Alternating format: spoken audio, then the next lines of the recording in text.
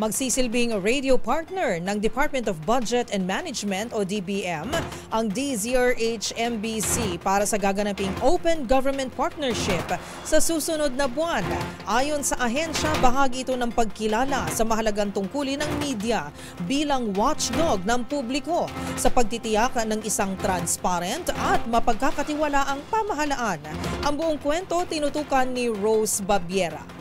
Ginanap ang Memorandum of Agreement o MOA signing sa pagitan ng Department of Budget and Management at mga partners nito, kabilang ang DZRH Manila Broadcasting Company Media Group, para sa ilulunsad na Asia and the Pacific Regional Meeting na gaganapin sa bansa sa darating na Pebrero. Ang Asia and the Pacific Regional Meeting ang kauna-unahang regional meeting sa ilalim ng Open Government Partnership o OGP agenda simula 2017.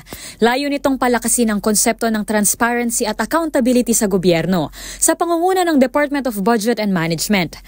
The concept aims to enhance the openness of government processes and institutions, making them more accessible and responsive to citizens. Dadaluhan ito ng mga high-level government representative, civil society leaders, policy makers at mga global at regional partners sa rehiyon.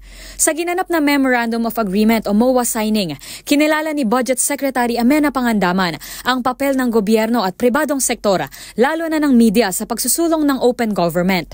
Ayon nga kay Undersecretary Wilford Wong, ang media ang nagiging daluyan at tagapaghatid ng tamang impormasyon sa publiko. Gayon din ang boses ng mga tao sa pagpuna sa gobyerno. The general public will be informed about the actions taken by the government and in return able them to give their opinions or feedback to us.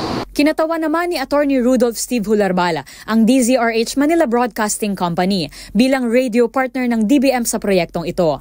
Kabilang din ang Presidential Communications Office, Inquirer Interactive Incorporation, Manila Bulletin at Digital Out of Home Philippines sa mga partner ng kagawaran. Ang Asia and the Pacific Regional Meeting 2025 ay gaganapin sa 5 hanggang 7 ng Pebrero sa Taguig City. Para sa MBC TV Network News, ito si Rose Babiera ng DZRH TV.